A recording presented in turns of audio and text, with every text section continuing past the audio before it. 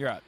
Let's get it. Mike Sempervive here with you for the next hour talking professional wrestling, which is something we do every single day here on the Sports Byline Broadcasting Network. And however you're joining me today, tune in, iHeart, American Forces Radio, sportsbyline.com, over the air affiliates even, like Mightier 1090, Sirius XM 156, via podcast or streaming on Twitch or on YouTube. I'd just like to say thank you for joining me and spending a little bit of time. It is Wednesday. You know what that means. A whole lot of news to get into. And I think we have reached the point where the Vince McMahon news watch is officially over with now.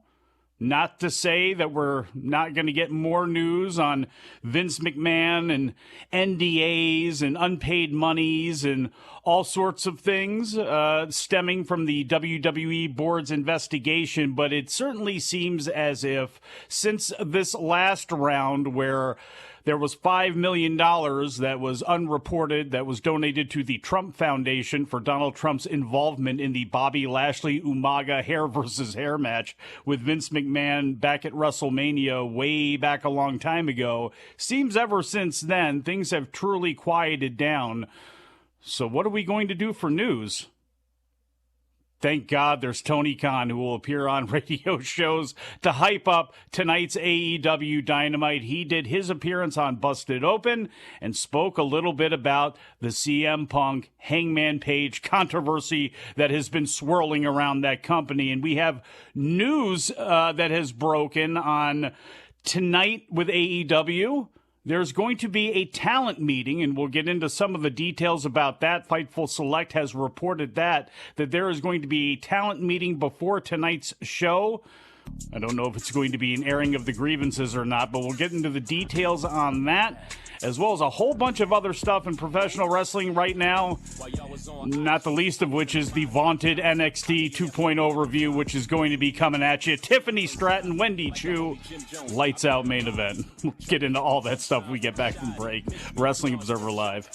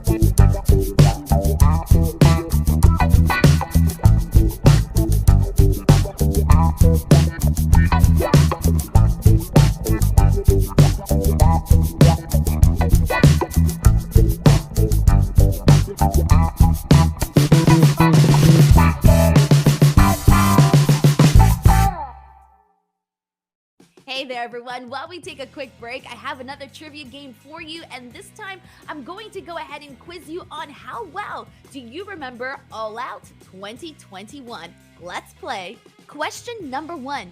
How many title changes did we see at All Out 2021? Oh, welcome back to the show, Wrestling Observer Live. Mike Sempervive here with you. The big boss man, Bryan Alvarez, is off today, which is good for him. He wouldn't want to hear what was taking place during the commercial break. Producer Dom, just definitely a terrible, terrible influence. For all of those who are listening out there to Sports Byline for actual sports radio, well, hopefully you're not a fan of the Pittsburgh Pirates for many reasons, not the least of which is you are losing now 14-0 in the bottom of the 8th inning here to the Atlanta Braves. Apparently Matt Olson hit a ball into the Allegheny River. So not good for you right now. Detroit on top of San Francisco 6-0 for those people listening out in the Bay Area. Our home here on Sports Byline. But we don't talk about baseball here on this show. No, we talk about professional wrestling. And when it comes to Wednesdays, it's Tony Khan Day. That man is everywhere. I don't know if he is sniped at Josh Nason yet, our own Josh Nason, about anything he may have tweeted out there. Tony loves doing this stuff.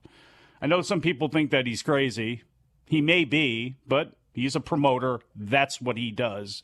And I did a solo show on Friday when a lot of the news was breaking and coming out about CM Punk and his Wednesday night promo where he was going to hype up and did hype up the upcoming match with Jon Moxley, but had to make sure to get in some shots there on old Hangman Page, and that led to a whole bunch of speculation and controversy and conjecture and actual reporting. It's just been all over the place when it comes to that stuff, but there was a part of me that is thinking, for anything that's true about any of this stuff, there's probably a nice thick layer of pro wrestling that is being iced across that cake. And I don't know if anything I've heard today has changed my mind on that. And I guess we will begin at the beginning. CM Punk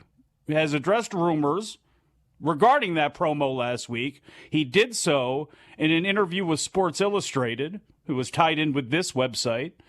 And Punk was asked if he was creatively fulfilled in AEW. His response was yes, 100%. You try not to put too much stock in internet rumors, but for AEW, I definitely think that's a part of our audience. Twitter's not real life, though. On top of that, a lie makes its way around the world twice before the truth puts its boots on or gets out of bed. He's just mixing them all up there. Punk also addressed reports that backstage friction in the company, noting what has been made public is just, quote, one side of the story. It's one side of the story, Punk said. My locker room is never closed. It's always open. Anybody who wants to DM Meltzer some BS can come talk to me about it. It's not macho stupid BS. I'm an adult. Come talk with me. Punk also addressed reports that he went off script when he called out Hangman Page on Dynamite last week. He said his motivation behind the promo was to, quote, make people see what happens next and sell tickets.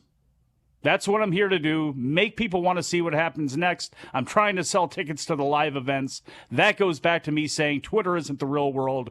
Twitter's a bunch of people that really don't care about your opinion. They want to find like-minded opinions that share their worldview. I'm trying to tell stories, sell tickets, and get people to tune into Dynamite.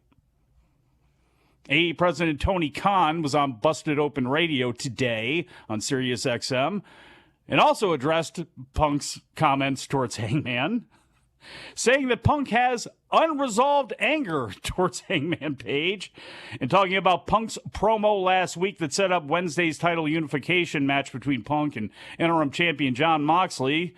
Khan was asked about Punk dragging Page into it, and he says he thinks it's unresolved anger from the world title match at Double or Nothing.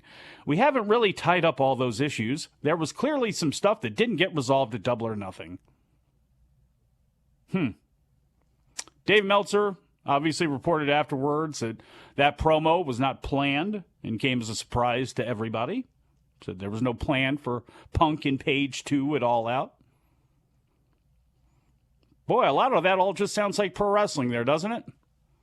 But then we got this report, also today, from Fightful Select, who is reporting that some things are going to be addressed today when it comes to the locker room and Tony Khan. And there's a mandatory talent meeting. Apparently Tony Khan will be present, but not many other details at this point are known. The talent, from what they are hearing, expects it to address some of the rumors of unrest and contract inquiries and personal issues and leaks and all that sort of stuff. But again, no details right now on what exactly is going to be going down. There's a lot of talent that is there, but it's not like all of the talent was flown in for this mandatory meeting. One person who I don't believe is there, because I believe he's still in the UK, is Colt Cabana, who's been, whether he wants to or not, at the middle, seemingly, of all of this stuff.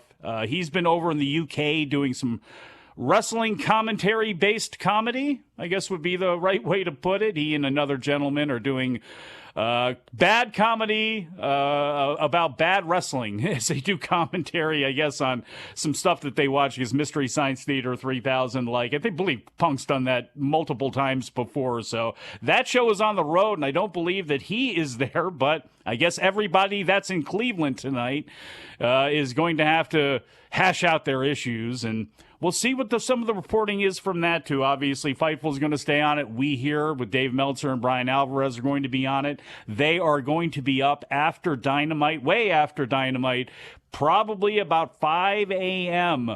Eastern time on Thursday morning. Dave Meltzer will have his full wrap-up and review of AEW Dynamite, including anything he hears today, as well as anything he hears after the show goes off the air. So you can look forward to that for subscribers of the website tomorrow. There will be clips up surely for free for all you freeloaders out there over at youtube.com. There should be some stuff up there, so we'll just have to see what happens here. Oh, yeah, they're building to an all-out pay-per-view that they don't have a whole lot of matches for. So last week's show I thought was good, especially it bookended incredibly well. I thought that first hour was fantastic. Let's see what they got for tonight. Jon Moxley and CM Punk AEW World Title. They decided to go ahead with this at the last minute. According to Fightful Select and another report that came out today, Moxley was all in favor of the move, including one source saying it was his idea to move the match to Cleveland. And eventually, and this is the quote here, quote, eventually CM Punk agreed to it. End quote. We haven't learned, this is according to Fightful, if this was connected to any of the reported issues with CM Punk last week. So Grapsity's Will Washington had noted on his show that there was an idea a few days ago to increase ticket sales and add buzz to the Cleveland show. Was not checking on ticket sales for it, so I'm not sure exactly where it sits right now. But obviously, hopefully, for their sake, if they were having an issue with ticket sales, putting Jon Moxley and CM Punk in a world title match on this show would probably be a good idea. And who knows where they go with this? I mean, on paper, in my opinion, right now, it would feel like we're going to have a non-finish tonight, which leads into All Out. Could we have Hangman Page stick his nose in, want his rematch, and all this stuff kind of dovetails together and we get that? I guess we could. Do you want to water down a possible singles match with Punk and Page by doing something like that now? I guess that's debatable as well, too, but they need a good show tonight. And I don't think that the pay-per-view is going to be suffering too much from anything that's been going on now. I don't think that their hardcores have turned on them, that everybody now is looking at the WWE wave and going, I'm done with this stuff. I'm back on Raw and SmackDown, and I'm ready for Clash at the Castle, to hell with All Out. I don't think that's really going to happen here. I think everybody that's going to buy that pay-per-view is going to do it, but there seems to be a lot of concern from a lot of observers out there that AEW is a little cold right now. We'll see if any of this works. We'll get into the details of the show, as well as a lot more when we get back from break. Wrestling Observer Live. AZ B0, B1, C2.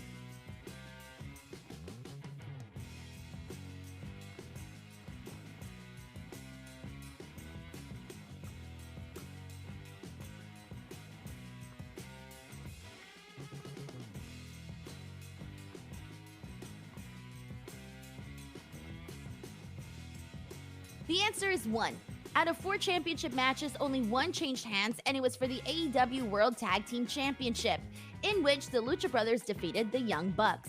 Question number 2. Who wasn't in the Women's Casino Battle Royale? A. Ty Conti, B. Chris Statlander, C. Jade Cargill, D. Rebel.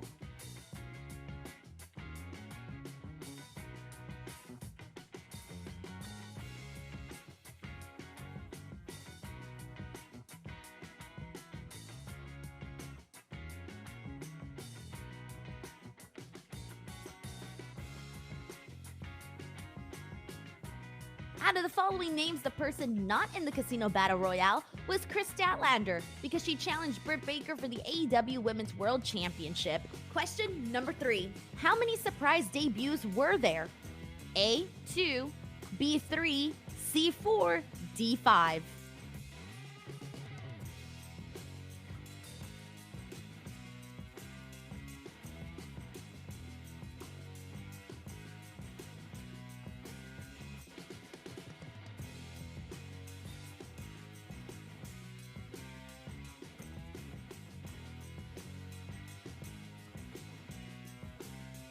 The answer is 4. We saw the AEW debuts of Minoru Suzuki, Adam Cole, Ruby Soho, and Bryan Danielson. Question number 4. What was the opening match of the main card? A. Moxley vs. Kojima, B. The 10-man tag, C. Miro vs. Kingston, D. Jericho vs. MJF.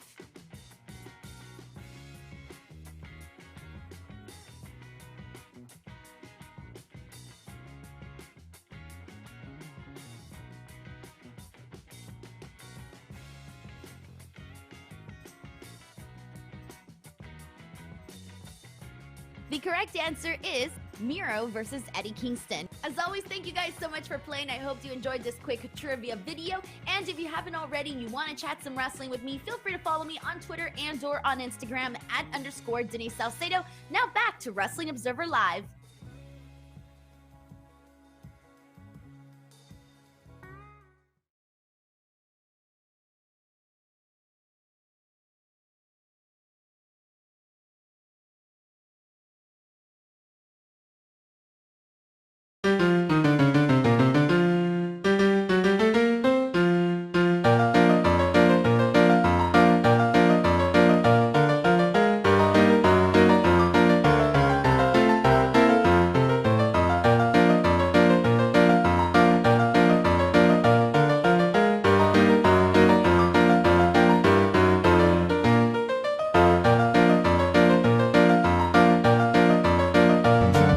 Back to the show, Wrestling Observer Live here on the Sports Byline Broadcasting Network. My name is Mike Sempervive. Bryan Alvarez is off today. He will be back with me tomorrow to review everything that takes place tonight during AEW's Dynamite. You know, we do this show right here for an hour at a time, but if you want to try to get at us 24/7, you can find us on Twitter. I am at Sempervive. The timeline for this show is at WONF4W. The broadcaster is at Sports Byline USA. And if you love pro wrestling, at Mid-Atlantic Pod.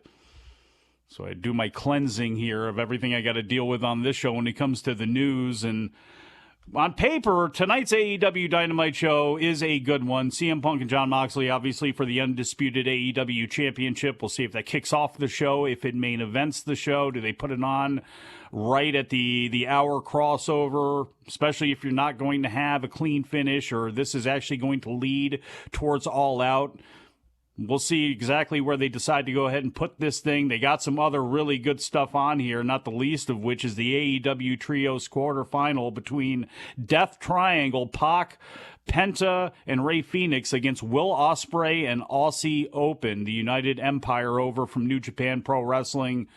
Will Ospreay had one hell of a G1 Climax tournament, as everybody knows, losing to Okada in the finals.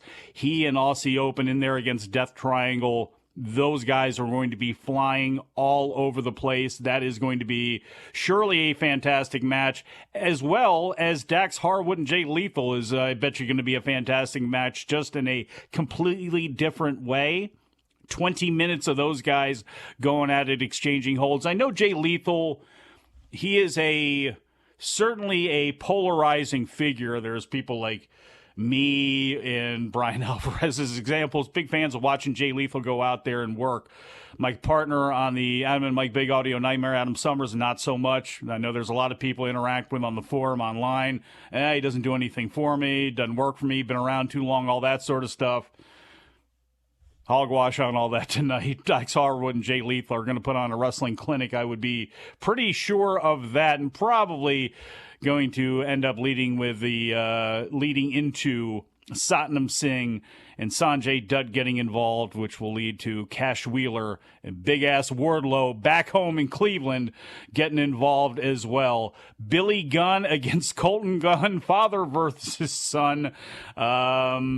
I can see it and again, there's a lot of matches that still need to be announced for the pay-per-view, but I'm starting to wonder if Billy Gunn and the Acclaimed against Colton Gunn and Austin Gunn, or that match, Colton Gunn and Austin Gunn against the Acclaimed, isn't going to be one of the pre-show matches leading into the pay-per-view.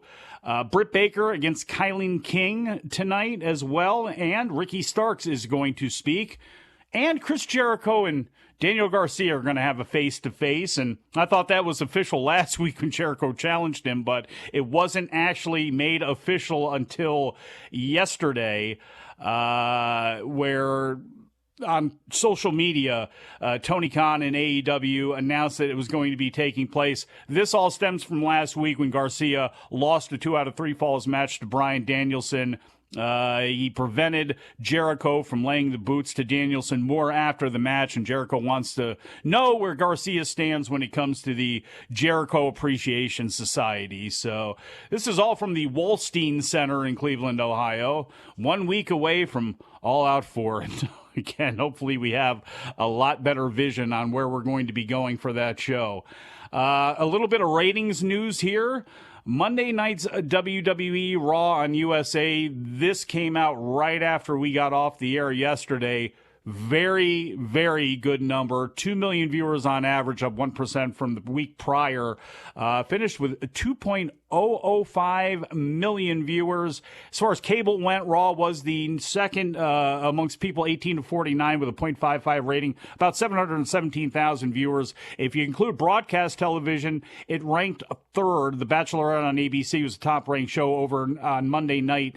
0.76 in people 18 to 49 and an audience of over 3.3 million people on average. On cable, the ESPN broadcast of the Jets-Falcons game was the top thing on cable, finishing in a 0.61 in 18 to 49 and 2.289 million viewers overall.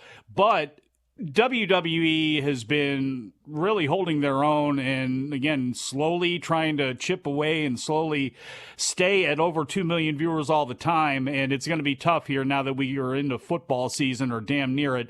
The only demos where WWE finished behind any other cable show were women between the ages of 12 and 49, which was won by VH1's VH1's Love and Hip Hop Atlanta, which was on from 8 to 9 Eastern, although it should be noted that Raw did beat the 2 episodes of Love and Hip Hop Miami, which followed that episode, and beat them across the board.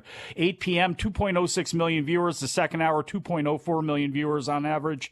And 10 p.m., 1.92 million viewers. As was noted on the Wrestling Observer front page on Tuesday afternoon by Dave Meltzer, Raw avoided the big third-hour drop that they have been noted for quite some time.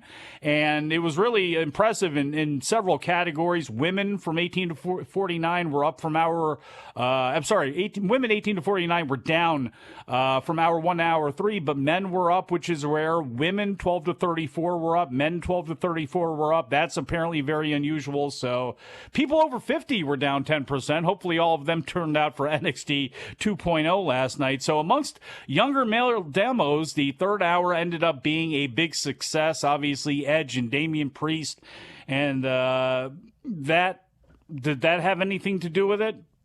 likely. You got a big match in Edge's hometown. People probably thought something was going to go down. So good times right now for WWE. Again, even there, and this blows my mind because I usually don't look at like shows I don't really even think about. The Legend show, the whole A&E lineup on Sundays. It blows my mind that A&E has got a Sunday WWE lineup, but the Edge documentary on Sunday, the biography that they had, 453,000 viewers, which was down big. Apparently, down a quarter of the people that watched the one on DX. But you look at that 453 number, you compare it to the 470 that Rampage got on Friday night, and it's like, man, when you look at those kind of numbers, I don't know. It was just kind of surprising. Blows my mind that Smack Talk, maybe I knew about this. Smack Talk is still being aired. It's the third part of that lineup, which also features WWE rivals. Smack Talk, 144,000 viewers on average, about 52,000 between the ages of 18 and 49. 98th ranked show on cable. If you include broadcast primetime TV, 130th. I had no idea that show was the capper of Sunday night's programming on A&E. I have no idea what they even talk about on that show. Not a clue. This has become that WWE show that Bryan's got no idea about, that's on Peacock and the network. So not a clue here when it comes to those shows, but a lot of people are watching them, including that Legends biography show, which as many people watch is Friday Night Rampage. And Rampage obviously is going to have the 6-man coming up to the more pieces coming together for the trios tournament. And obviously we're going to find out more tonight to lead into Friday.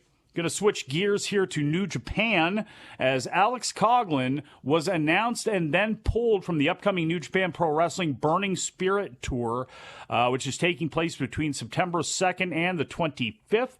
Coughlin was announced to face Kosei Fujita on the very first night in Yokohama, but took to social media to say that he's not quite ready yet. He tweeted, "Sorry if anyone got excited, but there was some sort of miscommunication.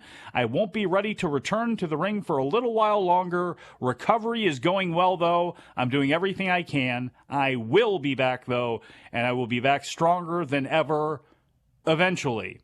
Coughlin has not wrestled since June 26th when he teamed with the DKC, Kevin Knight, and Yuya Uemura in a losing effort against Max Caster and the Gun Club during the Forbidden Door pay-per-view pre-show. And when the tour begins, it's actually going to be the DKC who takes his place in that show opener against Fujita. And I would assume that this was a honest mistake, but you remember Kota Ibushi's comments from a few months ago talking about how New Japan advertised him and was advertising him for matches they absolutely knew that not only he could not work, but they would not be able to pressure him into working. And I don't think that's the case here with Alex Coughlin, but apparently some sort of miscommunication went down there, but he will not be a part of that upcoming tour. But there will be cheering that's going to be coming up, and DDT has long ago opened up their fan base to cheering. New Japan has announced that they are going to be allowing vocalization, I guess you could say, at their show. And now Pro Wrestling Noah has followed suit.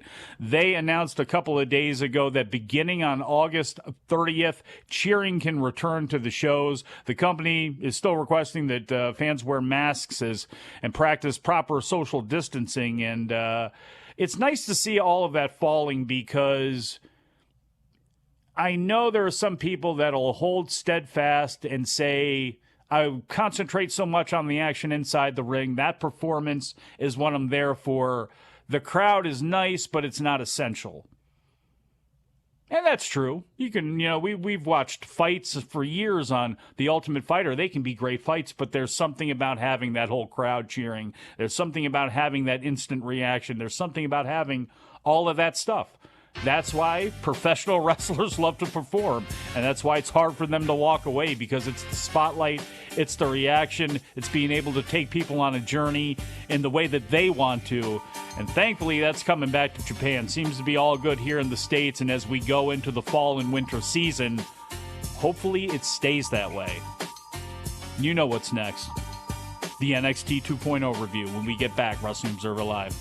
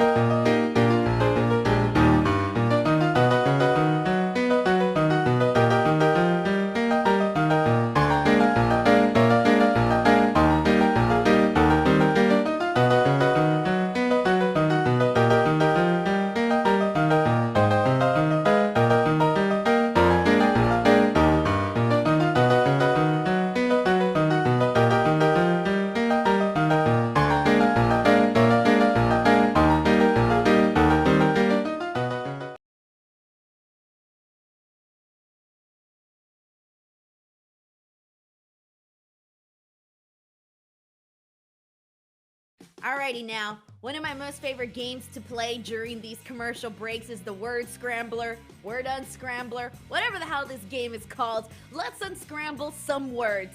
Today's category is AEW wrestlers. Whose name is this?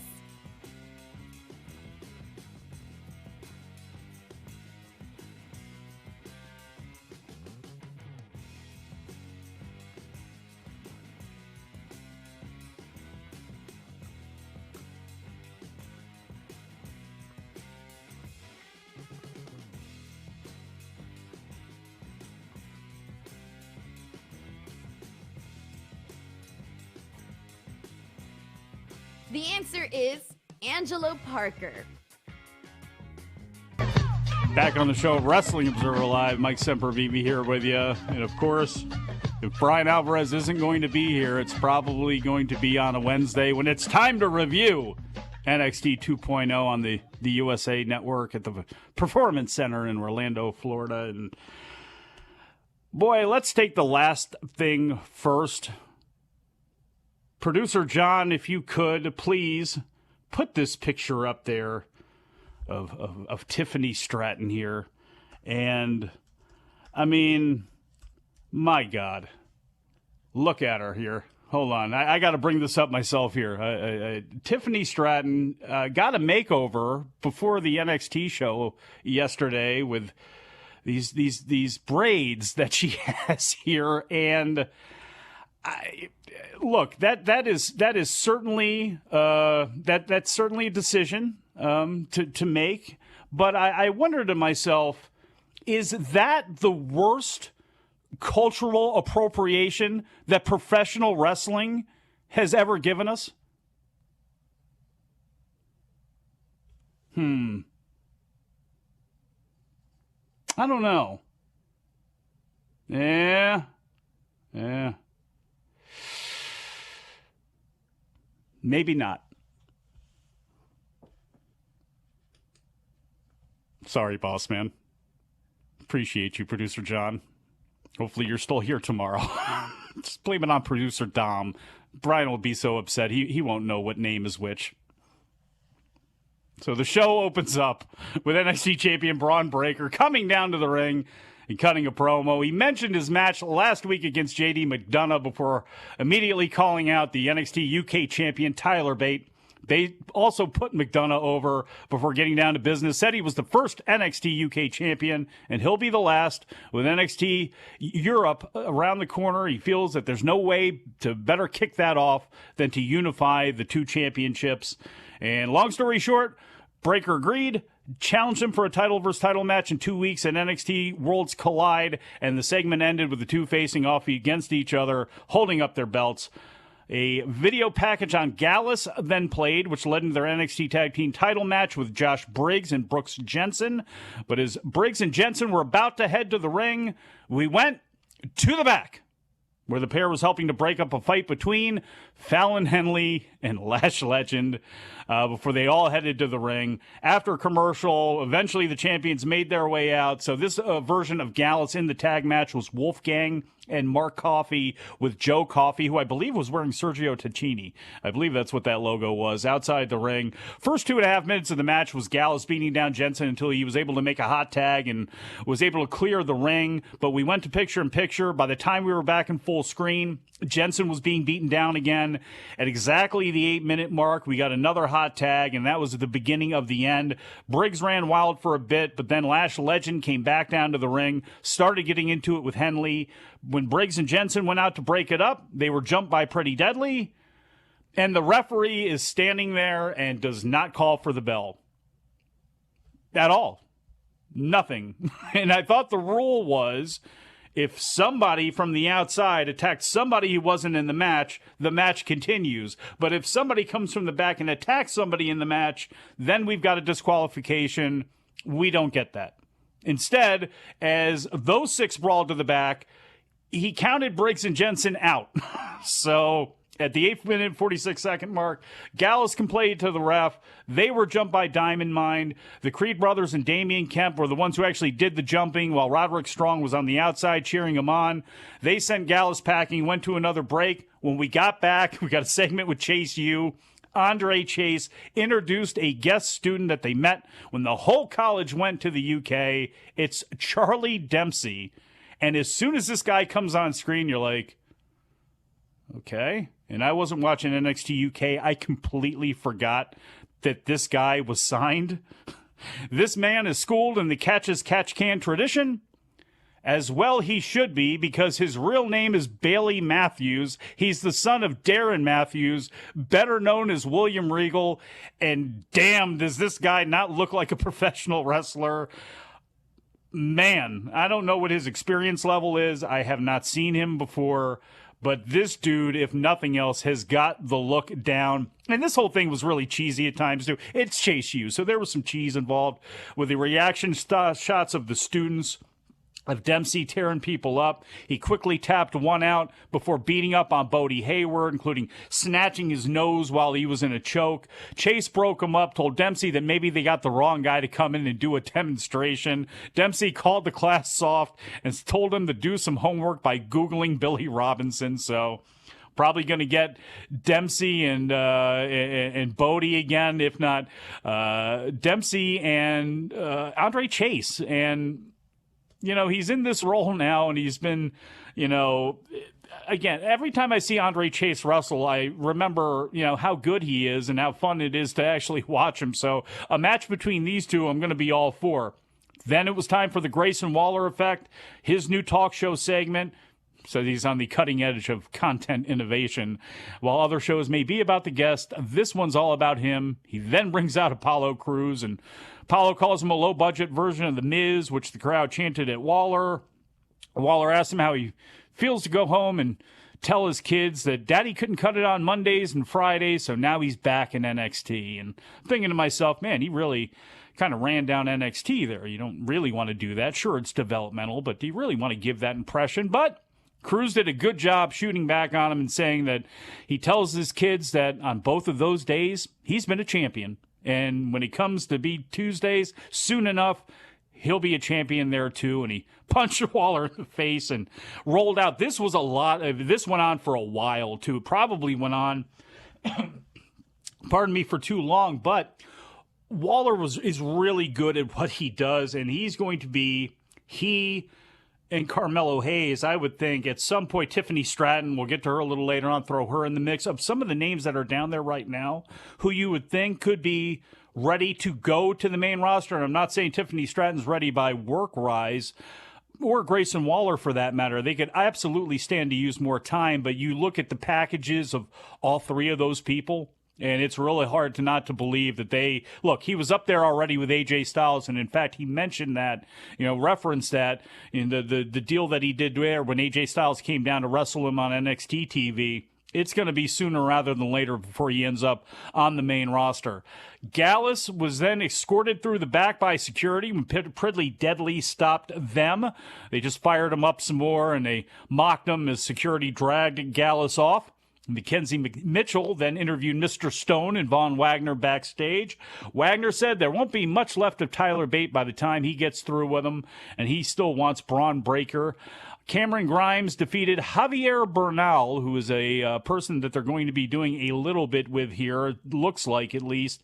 Before the match, they showed Bernal talking to a security member, and we'll get to him last week about how he was going to challenge and beat up Grimes this week. Up in the catbird seats there, Joe Gacy and the Dyad were watching, and before the match, they wished Grimes good luck. He didn't need much of it. Match went 3 minutes and 5 seconds, and Bernal got in a little bit of offense, but Grimes took over, and at the end delivered the cave-in double foot stop for the pin. After the match, he stared down Gacy and his goons. It was then time for a Blair Davenport angle a vignette showcasing who she is. For anybody who has never seen her work on NXT UK, or as her work is Bea Priestley over in Japan and the UK and everywhere else for that matter. After the show went to break, we got a vignette of Alba Fire, who... She comes from a family of firekeepers in Scotland, and she's going to continue to rep Scotland, and apparently she's going to continue to bring up the name of Lash Legend, who she mentioned, and I guess there's still a possibility that they will be handcuffed together. I have seen enough of those matches. Blair Davenport then went on to defeat Indy Hartwell, and the match was secondary here when it came to Indy Hartwell. At one point during the match, Hartwell was coming back in the ring, and Davenport went for a roll of the dice neck breaker through the ropes, and Hartwell looked like she just about spiked herself. Later, they showed the replay, and she didn't hit the mat, but the way she twisted, it was very, very awkward looking. The finish, unfortunately, looked worse.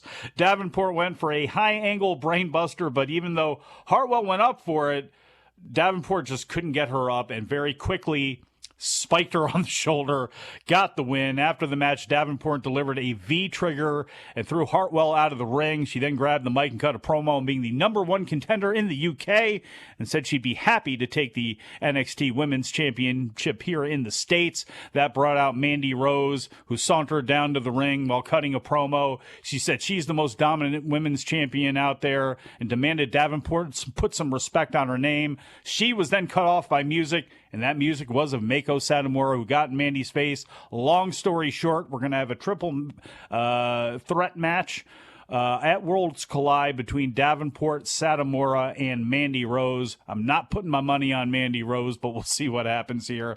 Mackenzie then interviewed Tiffany Stratton, who was sporting that new hairstyle, the pink braids, cornrows thing, whatever that thing was. My Lord. But it may have made sense because of the light that they had over the ring, but we'll get to that. J.D. McDonough cut a promo while he was hanging upside down because he's a weirdo, I guess, about not being done with Braun Breaker. Wes Lee was talking to Caden Carter and Katana Chance right after that. Long story short there, seems like it's going to be McDonough and Lee here coming up soon. They finally cut back inside in the arena. Indy Hartwell apparently never left ringside after all this was going on. She's sitting on the apron. She asks if this is what rock bottom feels like. She's blaming herself for everything when lo and behold, from behind her, you see him in the distance, raise up from the other side of the ring. It's Dexter Lumis. The crowd goes crazy. She turns around, sees him in there. They both do the little Dexter slither into the ring. Their eyes lock. They embrace. She kisses him, and then they leave together. He carries her up the ramp into the backs. Index is back together. Or are they? Afterwards, we get a shot of Vic Joseph. He's too happy. Wade Barrett, he's too sour over all this. But then they cut to the back again. Dexter put Indy down. He handed her a note and opens the doors to the Performance Center where there's red and blue lights and there's cops telling him to put his hands behind his back. Apparently, he was able to sneak Miz out of the building, has taken him to an undisclosed location, and has been on the lam ever since. But true love has brought him back to the Performance Center. He hands her a note, and it says, "Goodbye for now. Goodbye, Indy, for now. I heart you forever." So everybody wanted Index to return. I kind of wanted that too. But they're doing whatever they're going to be doing with Dexter Lumis on the main roster. But I love Indy Hartwell. She's got a long way to go. In some ways, I wish she would leave there, go get some experience, because she's got a good look. But bottom line is, if she doesn't go anywhere and get some more seasoning and experience, get Dexter back to NXT, because those two together are great.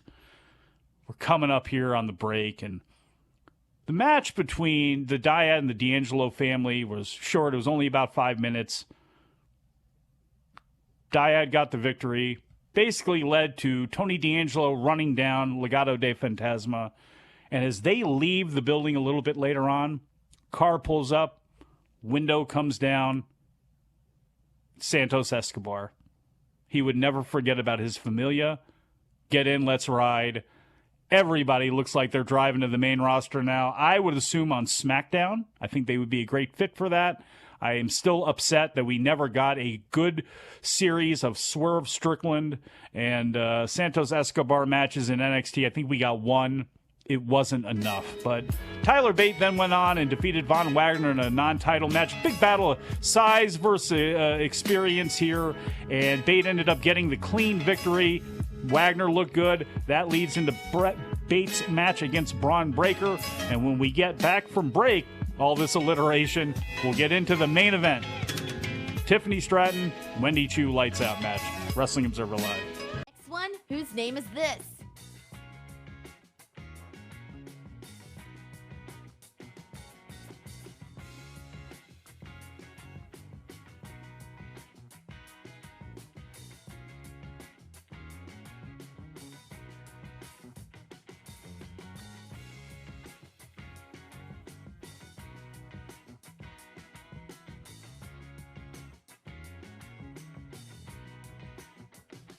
The answer we were looking for, Griff Garrison. And can you unscramble this name?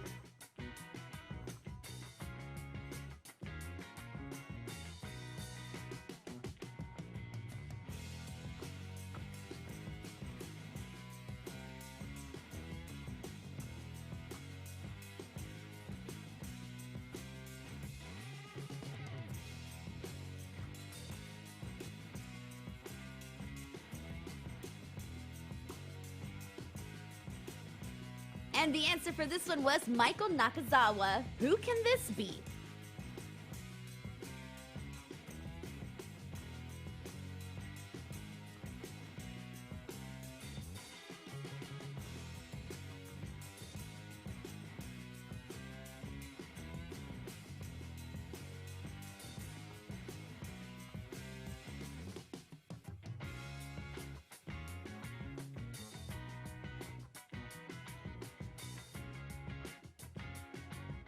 And the answer we were looking for here is Jamie Hayter. Last one, whose name is this?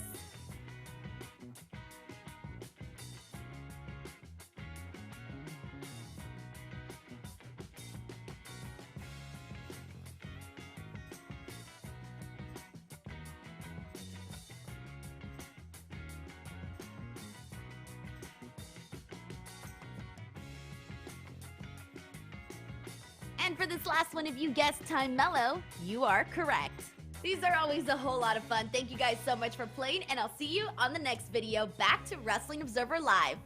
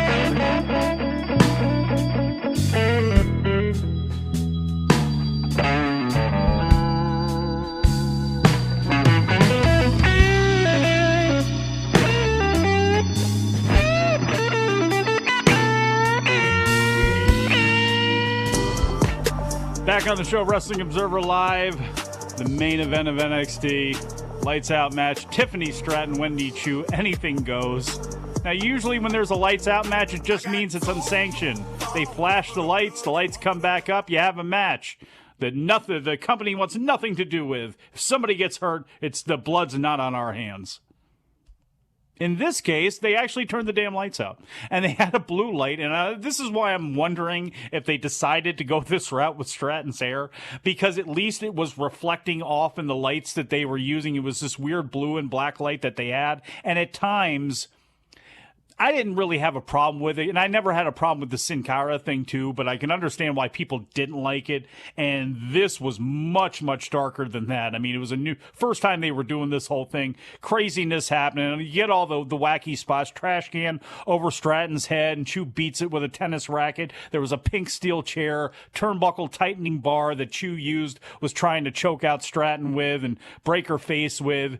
Wendy's bed at some point got closer to the ring. They had two huge pillows in them that had Legos inside of them, which Stratton tried to follow a slam on Chu into them. She missed, so she just went and body slammed her on top of it, which looked like it sucked. And the finish that came when Tiffany tried to throw powder outside the ring, kicked it back in her face. Chu then gave her a choke slam through the headboard of the bed that she had laid out, rolled her back in the ring, hit the goodnight splash for the win in 13:08, so they gave it a little bit of time. And as the show went off the air, they had the contracts being signed for the triple threat women's unification and the men's unification match coming up in 2 weeks at NXT Worlds Collide. I want to thank everybody out there for joining me. The big boss man, Bryan Alvarez, will be back tomorrow. I want to salute producer Dom, want to salute producer John, and I salute you for sticking with me here. We shall talk to you again after a while.